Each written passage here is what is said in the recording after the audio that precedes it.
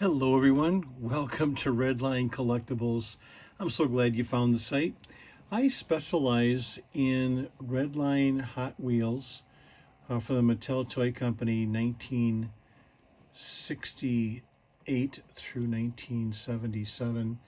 And the cars that I'm putting up here are going to be for sale on an auction that I'm going to be running. I run live auctions on the Facebook site called Studio-Redline every Tuesday. And this coming Tuesday, the 12th of March, I'm going to be running starting at 6 o'clock p.m. Central. And the cars that we're running are going to be emphasized are going to be 1968, a lot of 68s. Yeah, that's what we're going to be running. So we got some nice glossy looking 68s, including this beautiful Hong Kong pony with dark interior. That's sweet. And let's see, where is the one people have been asking me about? Oh, here. So I have this this Camaro, and you'll notice it's got some Graqua, some little green coming through. Someone asked about that interior. It actually is a like a champagne interior on that. Aqua US. Looks like it had some stickers on it at one time. Stickers in the back, maybe stickers on the side. You can see that little blotch of green. Yeah, US. Custom Camaro. Let's see here once. Speaking about, you know what, let's keep it a theme here of 68s. Got a beautiful, what is that?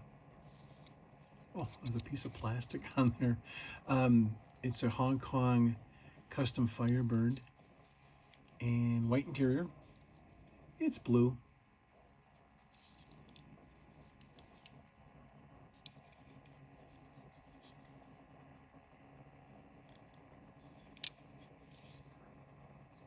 Hong Kong glass. That's nifty. Those blues. Hong Kong blue, US blue. And then just to mix it up a little bit, another original 16 is the 4J car in light blue. A little bit of toning, original stickers.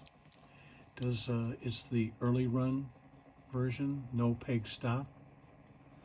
After a while, Mattel changed the design on the hatches to put a peg in there so that the hood of the hatch would only open up so far.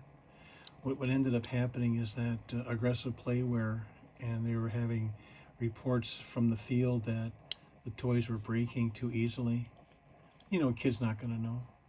So Mattel modified the design by putting the peg stop in. Do I have another one with a peg stop? Here, I'll show you what I mean. So there's a light blue. Look at the Hong Kong blue, the light blue, and then the US blue. Here's an example of an Aqua 4J car with a peg stop. See the peg in there? Yeah, so it would stop, and they put that raised piece of metal up there to make it stop. So that was the modification, and rightfully so. It saved a lot of toys from being destroyed, broken, etc. Because, you know, who's thinking about preserving these beautiful cars back in the day? You're a kid. You're not really thinking about, oh, you know what, I'm going to save this for 50 years. You know, I'm going to really take care of the car. I don't think that was in the MO at the time. My MO was racing fast, meeting with my friends, playing in the sandbox, running races on the driveway, skidding the cars on the concrete. We had a concrete driveway. My dad was a mason, a block and brick mason. He also poured concrete, so we had a concrete driveway, one of the few in the neighborhood. So they came over to our house because other people had gravel driveways, and inevitably, of course, you know the rest of the story, scrapes and bruises and doinks all over the place. Again, who's thinking about the future? I'm just thinking about today. So yeah, man.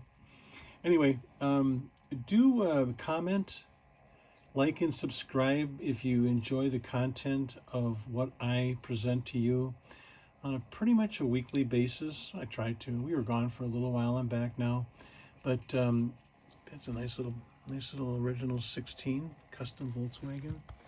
What else do we have for 16s? Oh, I have a beauty I want to share with you. I'm going to share something with you I think you'll really be excited about. And I'll tell you what, we'll do this one first, as long as we're doing original 16s. And I'll let you get a kick out of this beautiful Eldorado. Here, I'll tell you. It comes with a button too. I'm gonna include that button with that Eldorado. Is this one right here.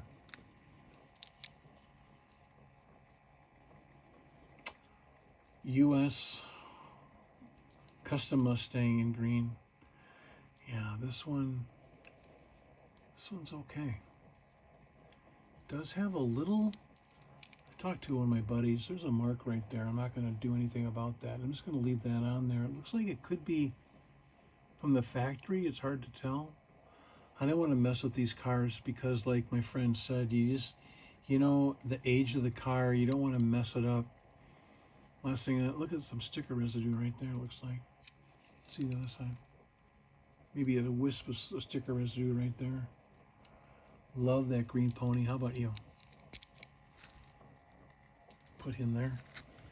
What else from 1968? Oh, okay. You know what? Let's do it. Some people don't get real excited about silhouettes, but I do when they're clean and shiny and glossy. And this orange is just a bomb, man. This is awesome. Look at that shine. Yeah, we have a number of guests that just love to collect rainbow colors, and this is a great example of, you know, pursuing a rainbow of silhouettes. Let's see, where's another one? Let's get another one on the docket here. Here is an olive silhouette. Look at the gloss on this one, guys. That's sweet. Roll bar clean. Yep. Sometimes people would have taken silhouettes and snatched the wheels off of them and then put them on like a pony as an example, or the Camaro, you know, if you wanted to upgrade. So sometimes they ended up being donors because silhouettes were produced, you know, more frequently. There was more quantity of them, and so they became, in many cases, at least what I did is, you know, donor wheels. Barracuda. You know, think of some of the muscles that the muscle cars that needed to have wheel upgrades. You know, the Volkswagen, Cougar, etc., etc. So I'll put those right there. How about those for 68s, guys? What do you think? You're warming up to 68s like me? Just what a beautiful array of cars. So let's take off a couple first here. I'll take these off, and I'll continue because you know what? There was a subscriber, and he got a hold of me and said how much that he enjoys watching the display of beautiful masterpieces. Now, let me continue on. We're past the 68, so let's take a little excursion down the salmon pink, if you will, lane. I may consider taking the Blacklight on this one, and you'll be able to see. In fact, you know what? Let's do that. Let's do a. Would you like to see that? What a Blacklight does to a salmon pink versus here. I'll put a regular 917. This is a Hong Kong red versus a U.S. salmon. And I'll tell you what, let's put the lights off for a minute.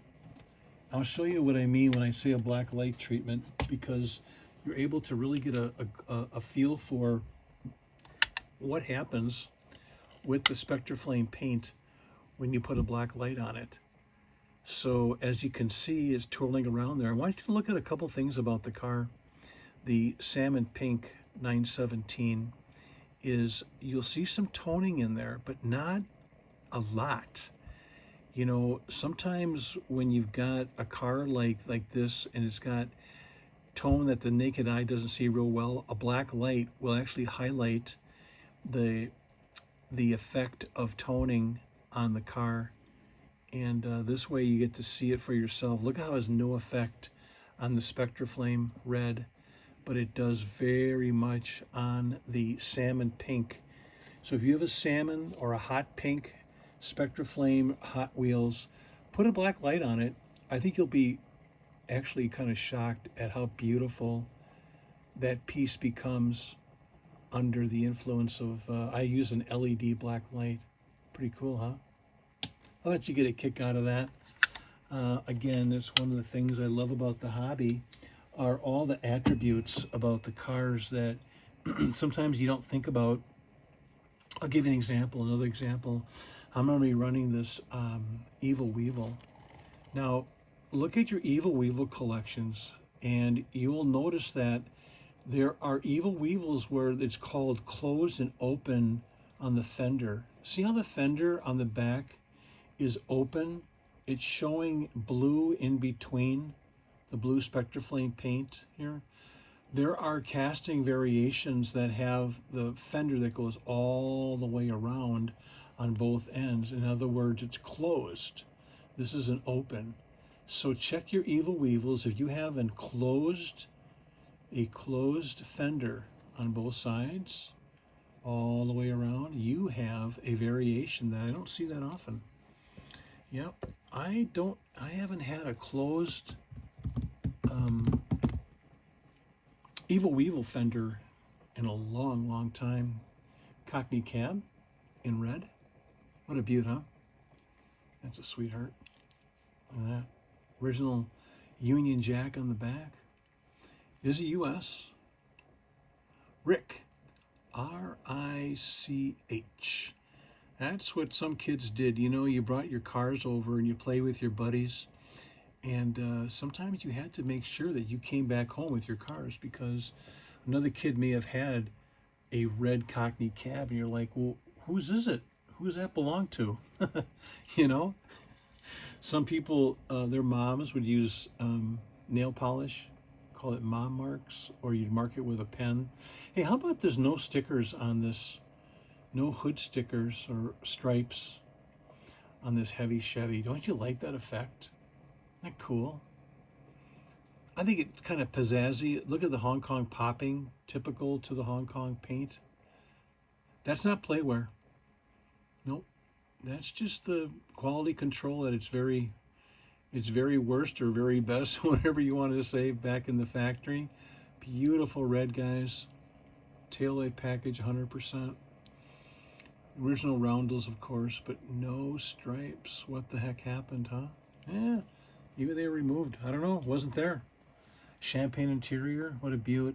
And then another one that's kind of fun when they're clean is the T for 2. This is a light green. Beautiful all the way around. Grills clean. Edges. Sort of like the hot heap where you have the edges on the fenders that sometimes will get, you know, worn a little bit, show some play wear. This is just a jewel, huh? I love how that shines. Spectraflame beauty, shine base, beautiful caps on this T for 2.